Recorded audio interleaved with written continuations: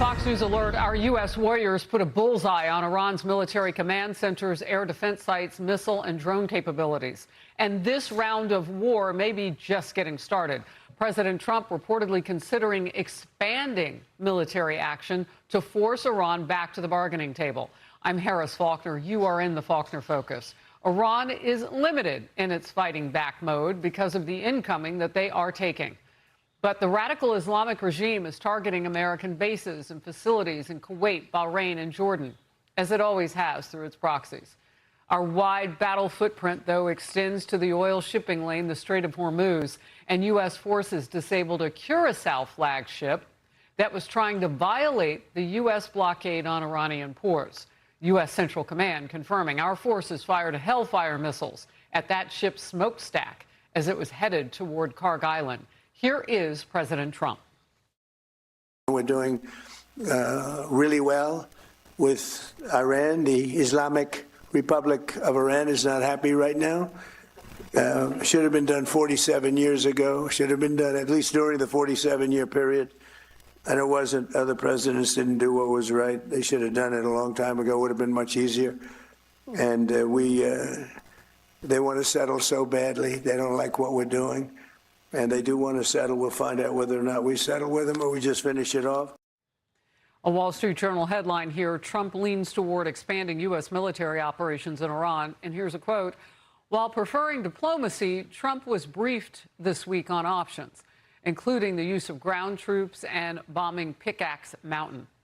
Complete coverage now on the United States-Iran escalation. Former Secretary of State Mike Pompeo is with me in moments. I want to begin with senior correspondent Mike Tobin, who is in the Middle East. Mike. And Harris, the blockade is in effect. Two ships have been turned around. One, as you mentioned, has been fired on. That ship that was fired on is flagged out of Curacao and christened the Belma. The U.S. says that big ship was headed toward Iran's primary oil hub, Karg Island. As the ship ignored multiple warnings, the U.S. fired a couple of Hellfire missiles right into the smokestack. The U.S. has fired deeper into Iran than it has in this round of fighting. Iran state media says air defenses near Tehran triggered yesterday. The U.S. says the strike reached 100 miles outside of Tehran. An army barrack was hit to the southeast of Iran. Most of the strikes still concentrate on the coast to degrade Iran's ability to threaten shipping. All the public statements from Iran are defiant. The criminal United States continues its lawlessness and its efforts to destabilize the region. First, we once again stress that under no circumstances and in no way will we allow the United States, as a foreign and extra-regional country, to interfere in the Strait of Hormuz. This is Iran's inviolable red line. A woman with dual U.S.-Iran citizenship has been released from Iranian captivity. Dina Karari is her name. She was arrested while visiting family back in 2024 and charged with espionage. Her lawyer posted that the charges were bogus. She is now on her way back to the U.S. And Iran is once again firing at its neighbors. The Petra news agency out of Jordan says that 8 hostile aircraft were intercepted. Iran says those were drones and they were firing at U.S. bases in Jordan. Back to you, Harris. Mike, thank you very much. And focus with me now, Mike Pompeo, a former Secretary of State and a Fox News contributor, also led the CIA. You've done a lot of things that we can apply to the situation to tell us really what we're dealing with now with Iran. They've been hit. We know they're decimated militarily, yet they can still reach our air bases and so on and so forth. Your thoughts at this moment? Yes, Harris, those are both true. We have to hold each of those thoughts in our head at the same time, right? You're right. Their military has been decimated. Their leadership has been taken out at multiple levels. They are poorer. That is, they have less economic resource than they had before Epic Fury and what President Trump has done. At the same time, you can see that they can still reach out and touch the strait. They can still cause problems. They can still fly drones into Jordan. They can come at U.S. military bases. And I think the way you tie them together is with the fundamental notion that these guys aren't going to give up. Right. Until it is the case that we fundamentally change the nature of the regime, and we're not there yet. And so an economic blockade is absolutely the right answer. President Trump's got the right end of the stick on that for sure. Second, continuing to degrade their ability to deny commercial access to the Strait of Hormuz. We need to do that.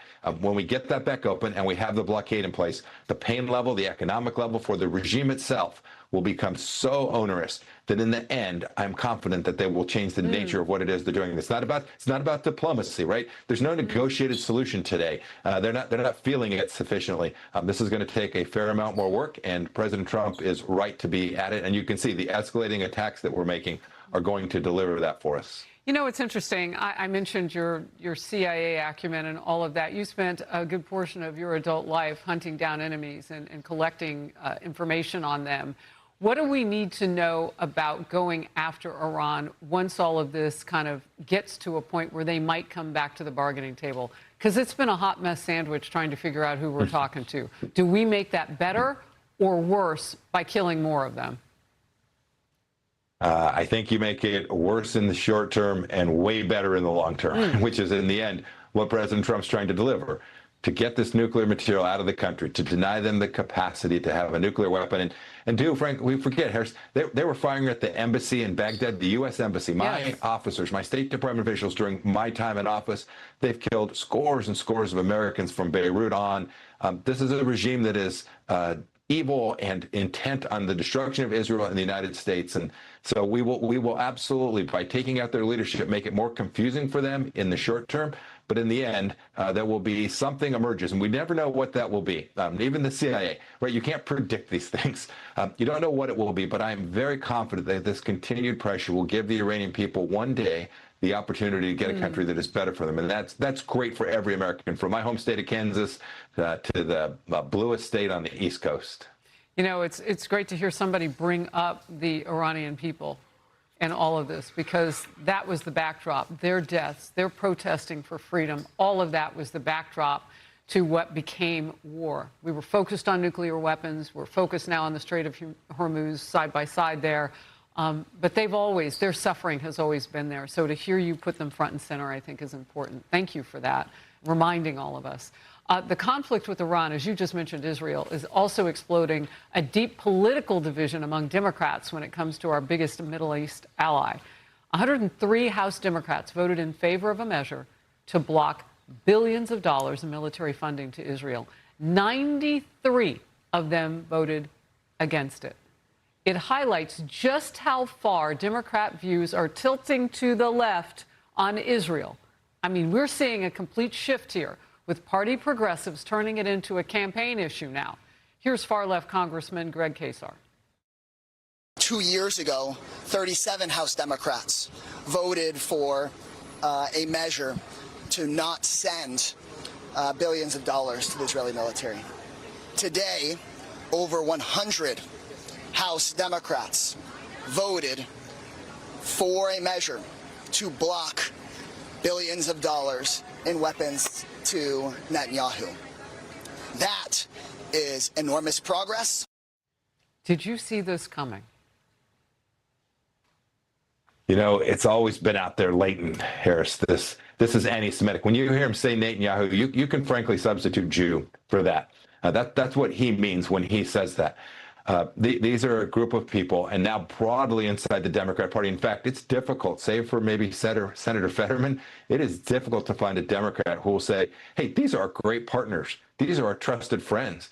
The Israelis have saved countless American lives, including alerting us to a plot against our president within the past few weeks. These are amazing security, economic, and diplomatic partners for us. And to watch the Democrat Party walk away from this in such a deep way, it's appalling to me. It's a little bit surprising that it's happened so quickly. And I think the cooler heads inside the Democrat Party need to retake this fundamental understanding about who our friends are, and that the Iranians are our adversary and the nation of Israel is our partner and friend. Well, look, I won't lean too hard on another scroll of this because we show it almost daily here on the Faulkner Focus. But, you know, there is an argument to be made with 27 of these primary far-left Democrat socialists, as they call themselves. I mean, people who really don't support Israel.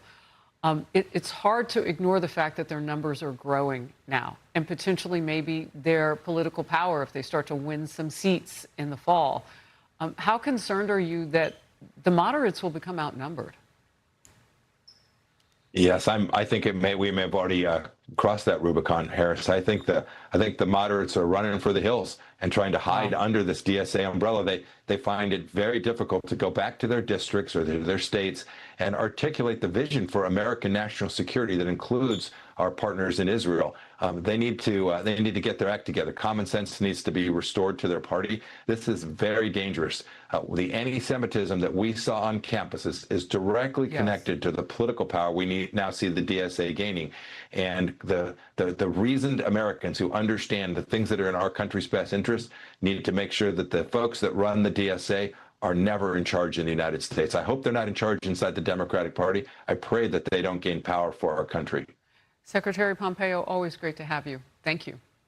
Be sure to like and subscribe for all the Fox News latest on YouTube and catch full shows streaming now on Fox One.